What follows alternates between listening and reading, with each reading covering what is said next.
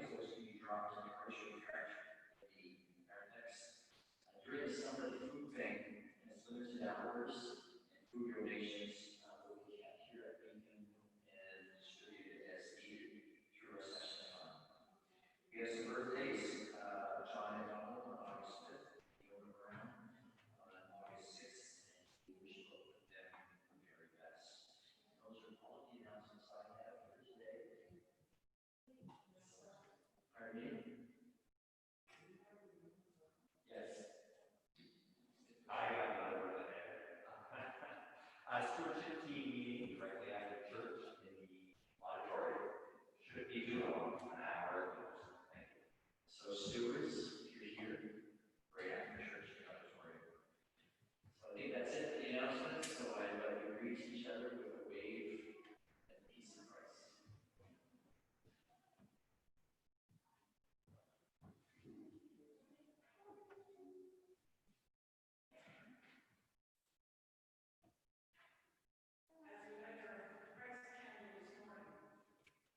We're reminded the life of Christ is not limited to any one space or any one gathering.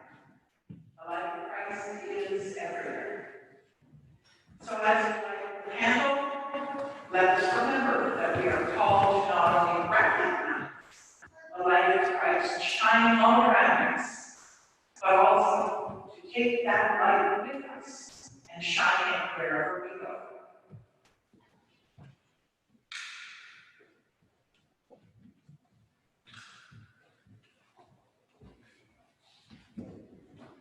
And I don't think it's going to find this morning.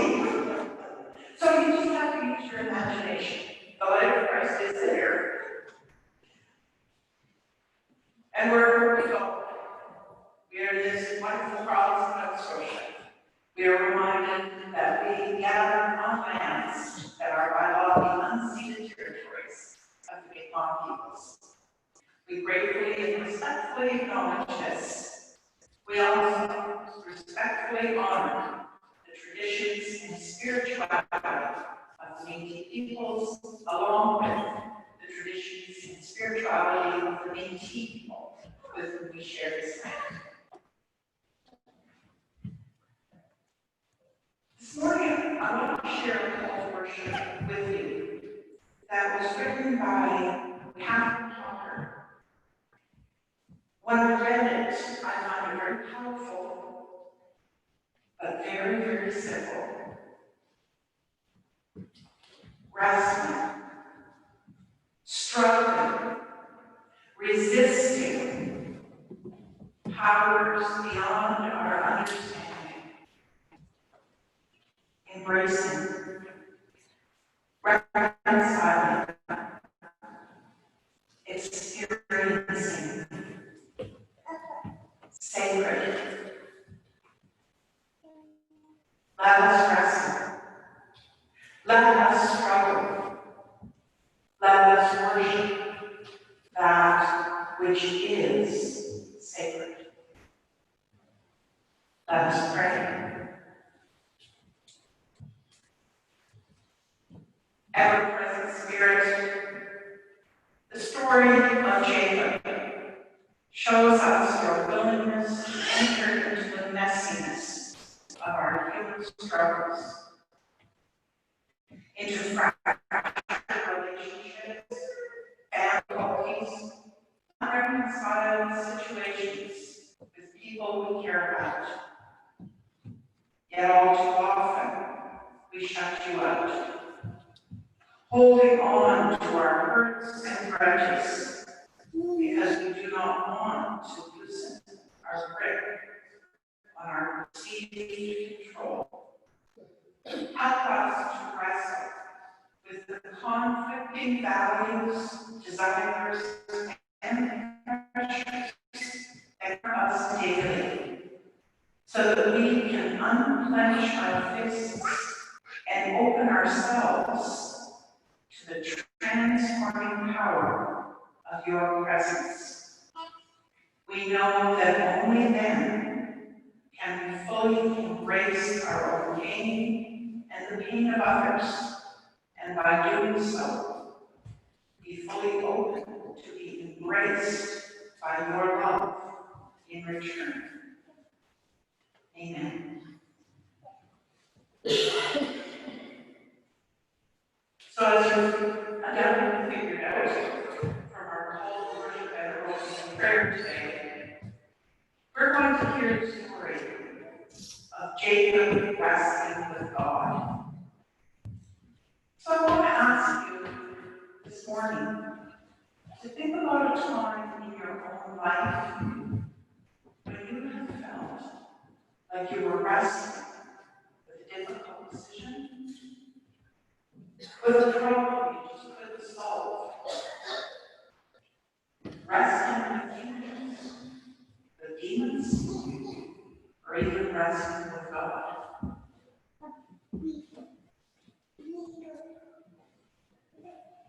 So we're going to hear the story this morning of Jacob wrestling with God. But before we hear that story, I want to tell you a little bit about what happened to Jacob between the birth of his children, which we talked about last week, and his return to his homeland, where he encounters and wrestles with God. After the birth of Joseph, Jacob told Laban that he wished to leave and return to his father's home. Laban asked what wages Jacob expected for the many years of service that he had given. Jacob asked that he be given each spotted or speckled goat within the herd, and each black sheep. Laban agreed, but during the night, Laban and his sons go and remove every black sheep and every male goat that was spotted or speckled, and move them to a pasture far away from the other flocks where they could not be found. Jacob said nothing, but continued to tend the flocks.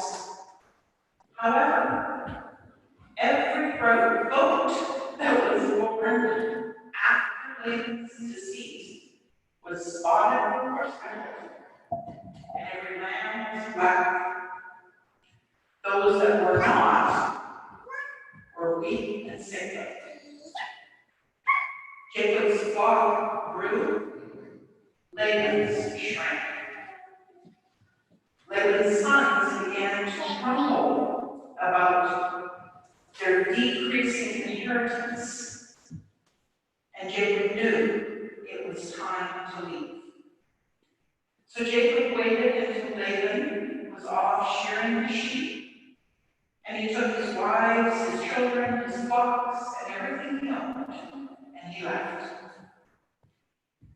What Jacob did not know was that his beloved Rachel had stolen the household gods that belonged to her father. When Laban realized Jacob was gone, he went after him, claiming that it was because of the missing gods. Although Laban searched the tents of both his daughters and their slaves, he was unable to find the idols. And apparently the reason for this was that Rachel was sitting on them. But she told her father that she was having her monthly period, and because of the culture at the time, she was not allowed to stand in the presence of a man during that time, or he would become unclean. So that's how she got away with stealing the God from her father. But at this point, Jacob, not knowing all this, became furious with Laban. And an argument ensued in which Laban showed the true reason that he was chasing after Jacob. He said to Jacob, "These young women are my daughters. Their children belong to me, and their flocks belong to me. In fact, everything you see here belongs to me. But despite his protest, Laban realized that he really didn't have a claim. And so after some argument, he and Jacob set a stone heron and agreed that neither one would ever again cross into the land of the other. So now, Jacob prepares to meet his brother Esau, whom years ago he had cheated out of his birthright.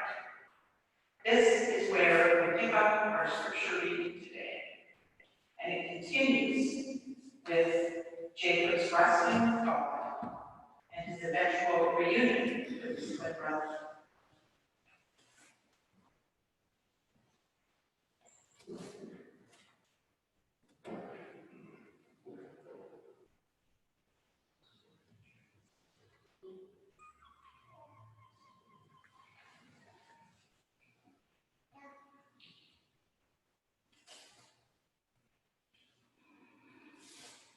We begin our reading in Genesis chapter 32, reading verses 7 to 32, and we continue on to Genesis 33, verses 1 to 11.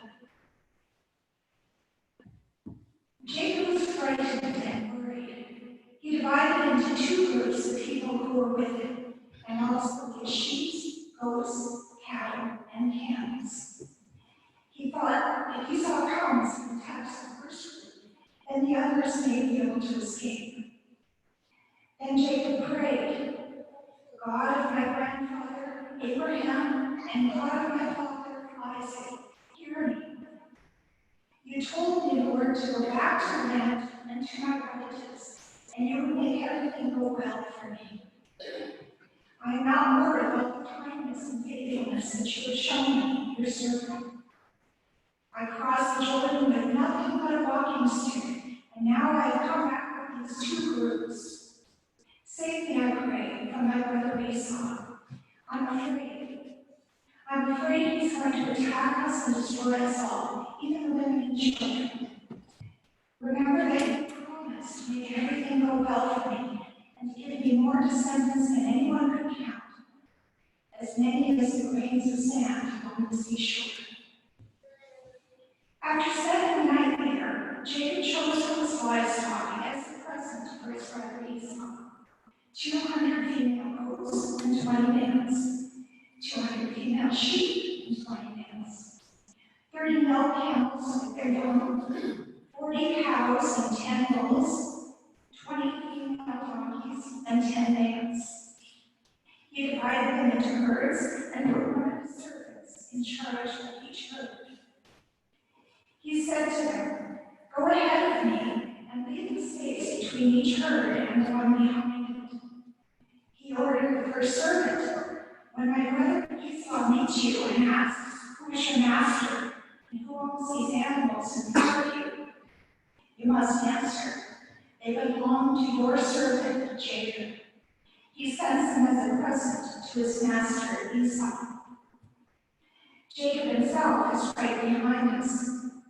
He gave the same order to the second, the third, and to all the others who are in charge of the herds. This is what you must say to Esau when you meet him. You must say, yes, your servant Jacob is right behind us. Jacob was thinking, I will win him over with gifts, and when I meet him, perhaps he will forgive me. He sent the gifts on ahead of him and spent that night in camp. That same night, Jacob got up, took his 2 wives, his 2 concubines, and his 11 children, and crossed the Jabbok River. After he had sent them across, he also sent across all that he owned, but he stayed behind. Then a man came and wrestled with him until just before daybreak. When the man saw that he was not winning the struggle, he hit Jacob on the hip, and it was thrown out of joint. The man said, let go, daylight is coming. I won't, unless you bless me, Jacob said. What is your name? The man asked. Jacob, he answered. The man said, "Your name will no longer be Jacob. You have struggled with God and with men, and you have won. So your name will be Israel." Jacob said, "Now tell me your name." But he answered, "Why do you want to know my name?" Then he blessed Jacob. Jacob said, "I have seen God face to face, and I am still alive." So he named the place Peniel. The sun rose as Jacob was leaving Peniel, and he was living because of sin. Even today, the descendants of Israel do not eat meat from the muscle which is on the hip joint, because it was nestled where Jacob was hid. And continuing in chapter 33, Jacob saw Esau coming with his 400 men. So he divided the children among Leah, Rachel, and the 2 concubines. He put the concubines and their children first, then Leah and her children, and finally Rachel and Joseph at the rear. Jacob went ahead of them and bowed down to the ground 7 times as he approached his brother. But Esau ran to meet him, threw his arms around him, and kissed him. They were both crying. When Esau looked around and saw the women and children, he asked, "Who are these people with you?"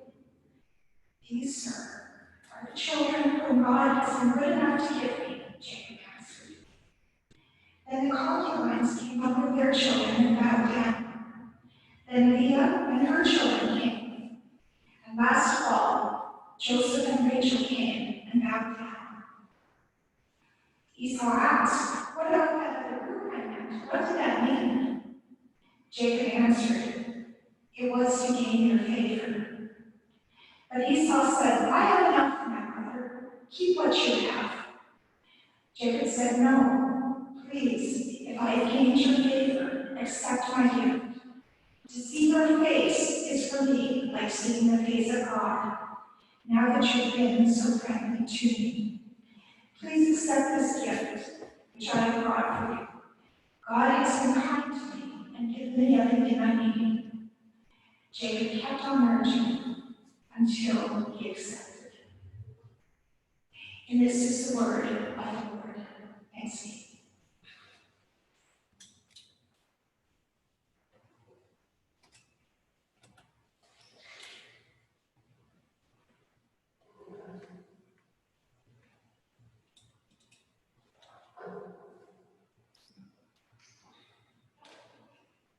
Despite how I might feel about Joseph as a person, Jacob as a person, I have to admit that at this point in his story, I can't help but feel a little bit sorry for him. Jacob is really caught between a rock and a hard place. It's been clear that he can no longer remain in his father-in-law, Laban. The tension between them and the tension between Jacob and Laban's sons has become dangerous. In many ways, despite his 20 years of living with them, Jacob is still the outsider. It's becoming more and more clear that Laban's sons resent Jacob for his success, and that resentment is beginning to put Jacob's life in danger. So Jacob is forced to pack up everything he has and escape. But where is he supposed to go? Before he left home, his brother Esau threatened to kill him. They had not spoken in 20 years. What if Esau still held a grudge? If he was still wanting to kill Jacob? Although Jacob may have had considerable wealth, what he did not have was a home, or the power and influence to hang on to one, even if he found one. If he found a safe place to settle always be the outsider, always viewed with a certain amount of suspicion, never completely accepted. And at any time, he could find himself in exactly the same situation he was in right now, fleeing for his life. The only way he could truly have a home was to face Esau and try to convince him to allow Jacob back into the family. So that is what he decided to do. And in order to convince Esau not to kill him, he sent ahead of him a gift, which might more accurately be described as a bribe. 20 female goats, 200 female goats, 20 male, 200 female sheep, 20 male, 30 milk camels as they're young, 40 cows, 10 bulls, 20 female donkeys, 10 male. That is a huge fortune. And Jacob ascended to Esau in hopes of buying his way back into the family. But Jacob is still uneasy and uncertain. So after ensuring the safety of his wives, his concubines, his children, his servants, and his remaining flocks, Jacob sought out a place where he could be alone, perhaps, to think about what he might want to do next. It was while Jacob was alone that we are told a man came and wrestled with him until dawn. I can't help but wonder what it was that Jacob was truly wrestling with. If he was to return home after 20 years away, there must certainly have been a lot that he would have to come to terms with. Perhaps, for the first time ever, Jacob is being forced to deal with all that he has done in his past. Now, I'm not sure that it's ever easy for anyone to completely and honestly face up to their past. We all have things in our past that we'd rather forget. We all have things that we'd rather leave behind us. We all have doubts and uncertainties about how to measure up in the overall scheme of things. And perhaps Jacob, more than most people, had real issues in his past that he needed to face. How does anyone come to terms with having cheated, deceived, and betrayed those closest to them? How does anyone come to terms with the pain and hurt that they've caused others?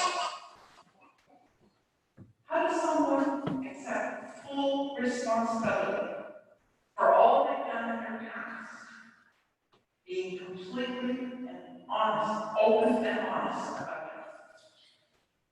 How does someone wrestle with all of this? And if they're able to do so, how do they come to a point where they can move forward? Jacob wrestled with his assailant all night long. And as the morning dawned, the man pleaded with Jacob to let go. Jacob refused. I won't. But I can't help but wonder if it would have been more honest of Jacob to have answered, I can't let go. Jacob could not give up the struggle. He already held on for so long. So he continues to hold on as tightly as he could. And he says, I won't let go unless you bless me. Jacob could not let go on his own. He needed help. He needed a blessing from the very one that he was wrestling against. And then the man asked him, what is your name? Seems like a bit of an odd question to be asking after you've been wrestling with something all night long. But Jacob answers, and the man responds, your name will no longer be Jacob. Your name will be Israel. Jacob is no longer Jacob. All that has brought him to this point, all the things in his past that he has been struggling with, are behind him. This is a new beginning. He is no longer Jacob, a name that literally means usurper, the one who supplants, the one who undermines, the heel, which, by the way, is where that term comes from. He is now Israel, a word that literally means one who has wrestled with God.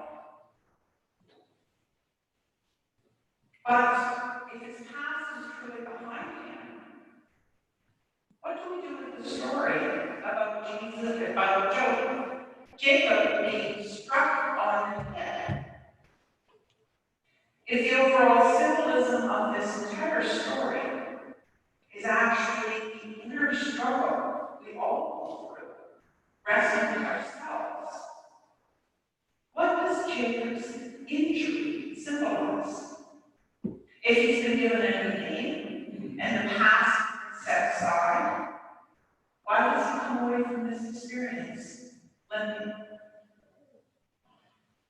Jacob has been given a new name and a way to move forward.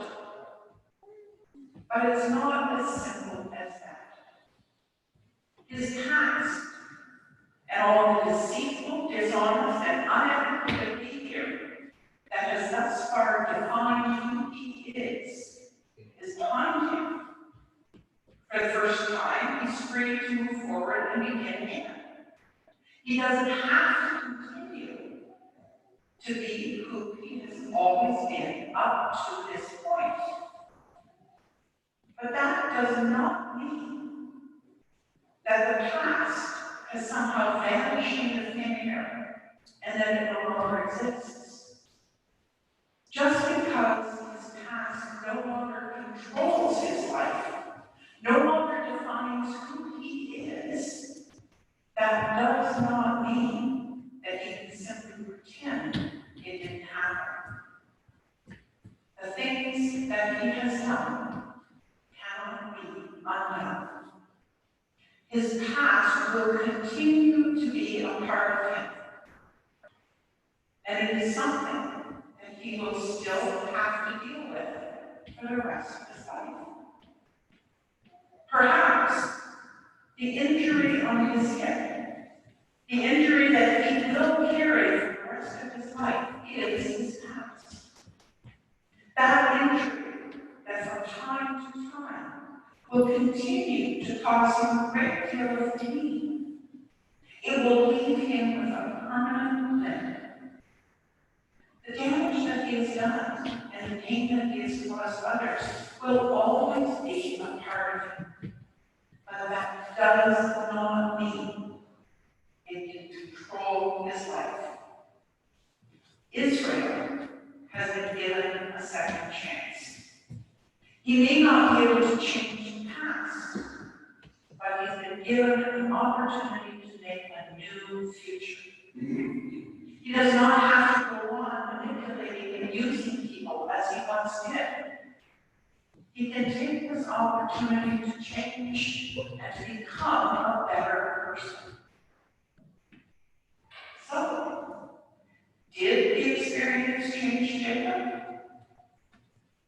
Well, the second scripture we read describes a man who returns is to treat his brother as being very different from the brash and cocky young man who fled for his life 20 years before. We are told that Jacob bowed down to the ground 7 times as he approached his brother, a sign of deep respect, but also deep humility. It appears that Jacob is not the only one who has changed either. Esau ran to meet him, threw his arms around him, and kissed him. This is the same man who 20 years ago threatened to kill Jacob, and now he greets him with a kiss. There's one more thing that I want to point out. As the two brothers begin to talk, Esau asks Jacob why he sent so much of his flock on ahead of him. And Jacob responds, "It was to gain your favor." It was a bribe that Jacob had hoped would pacify his brother. But it was an attempt to buy his way back into the family.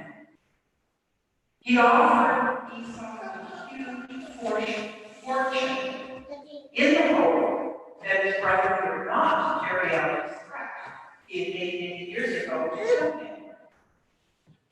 Esau, however, refuses the bribe, not because he's angry or because he's holding out for something more, but because he is simply glad to have his brother back.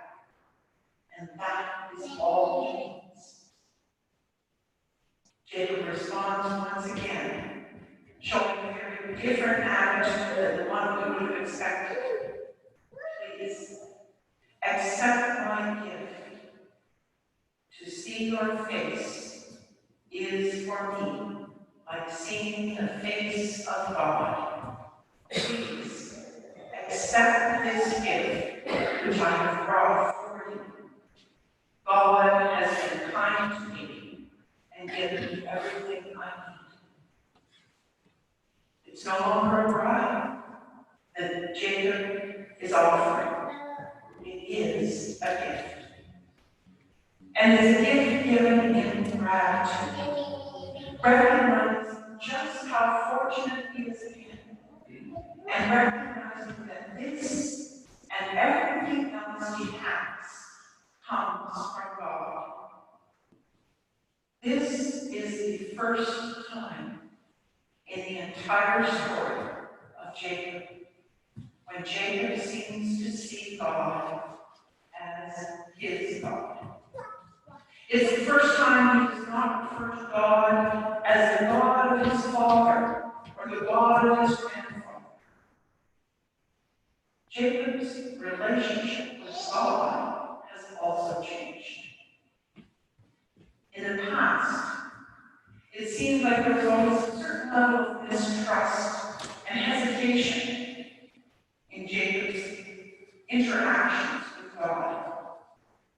When God promised to care for him, Jacob had responded, if God kept promises God had made, and thereby proved worthy, then and only then would the God of his fathers become Jacob's God. It took a long time and a lot of wrestling for him to get there. But Jacob has finally arrived. Jacob is home in more ways than one.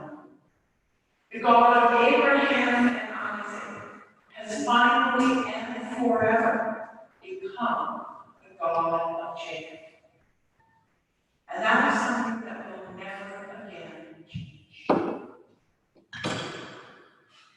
Now I realize that everything I have said is pure speculation.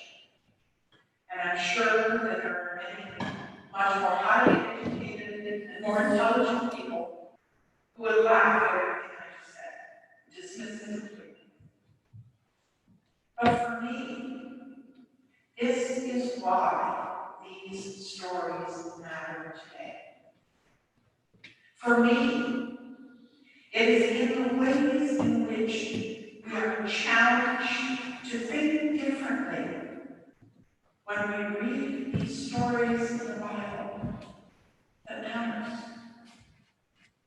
It is in the way these stories can reflect our own stories. And by doing so, offer us new ways of understanding and relating to that which we call divine. That which is the very reason that we are here in this place on this Sunday morning to begin with. This, for me, is why these stories matter. Amen.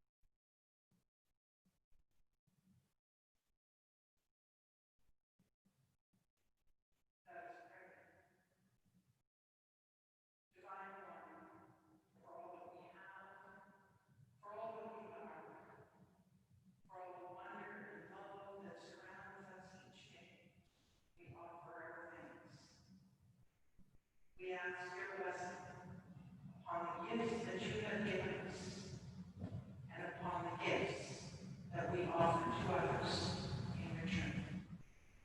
Amen.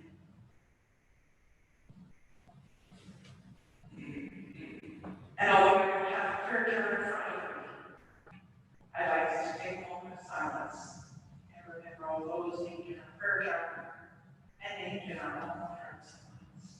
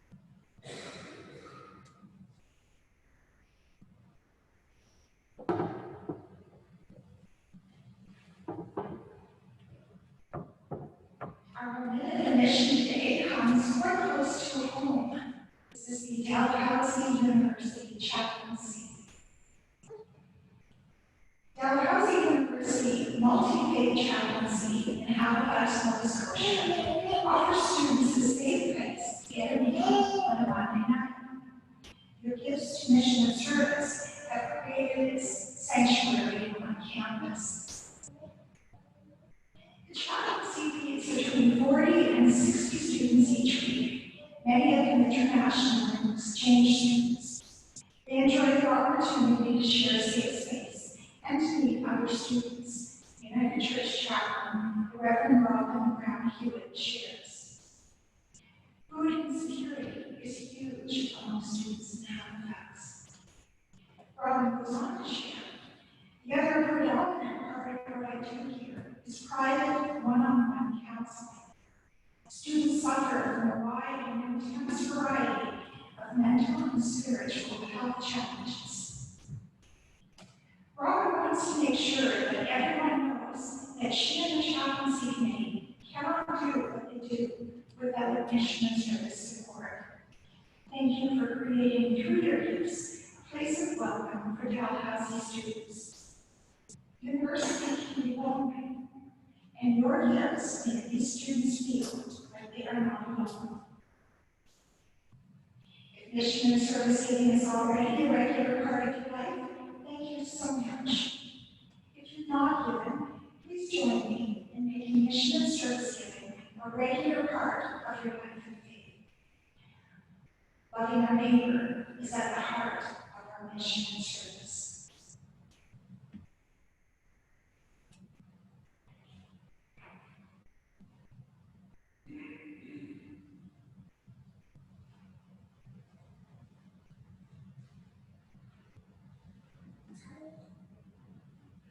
Let us pray.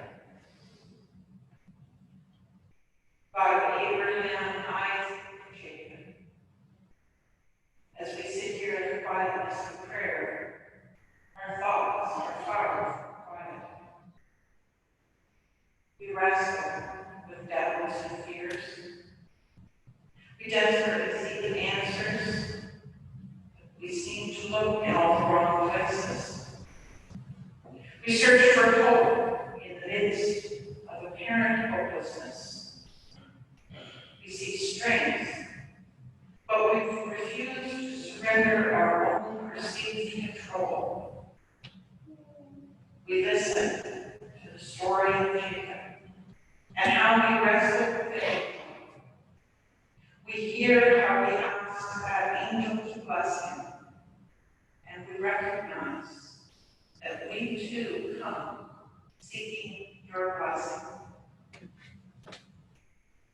There are so many times in our lives where we feel like alienated, worried, confused, troubled, or alone. It can be tempting to simply whine about all the perceived injustices that have been heaped on us. It can be tempting to give in to the feeling of hopelessness and to forget your promise of help. But you encourage us to stand strong, to seek the blessing that you offer, to recognize in many ways that you are with us, giving us love, hope, strength, and courage. Knowing you are with us, we come once more seeking your guidance.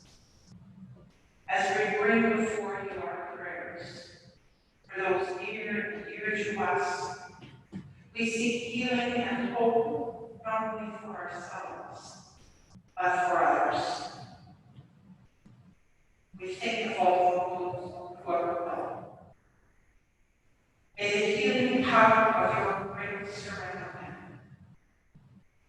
May the gentle wisdom of your Spirit touch the hearts and the hands of those who care for them. May the reassuring presence of your love be with them.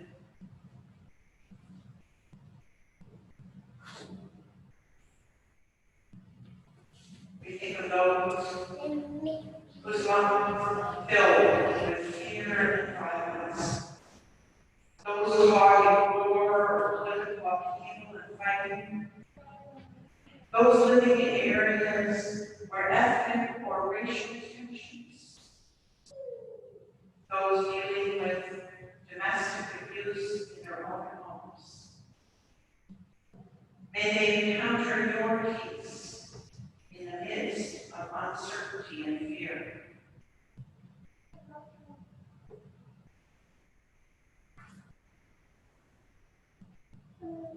We think of those feeling lonely and isolated, those whose lives seem to have been put on hold by the worldwide pandemic, those who are far away from family and friends for whatever reason, those who have built up such walls of protection around themselves that they no longer know how to reach out.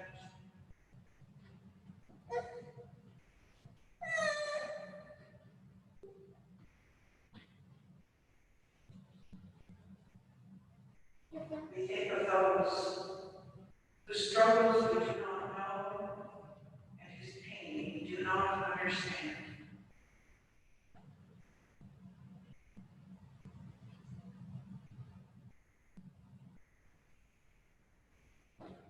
Yet even as we offer our prayers today, we know that the blessings of your strength, your courage, your hope, your forgiveness, your inclusion, and your love are already being offered to us and to everyone else. Help us to receive these blessings with gratitude and grace, so that we in turn may become a blessing to someone else. Amen.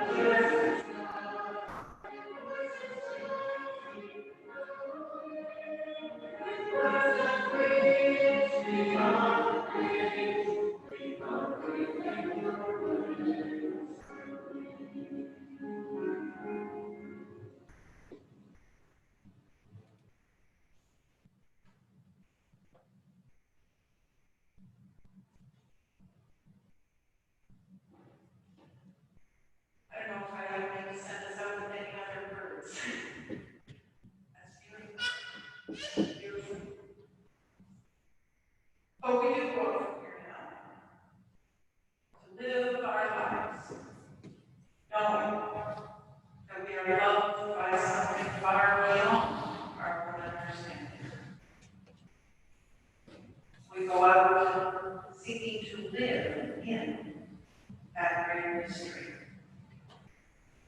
But we will proclaim divine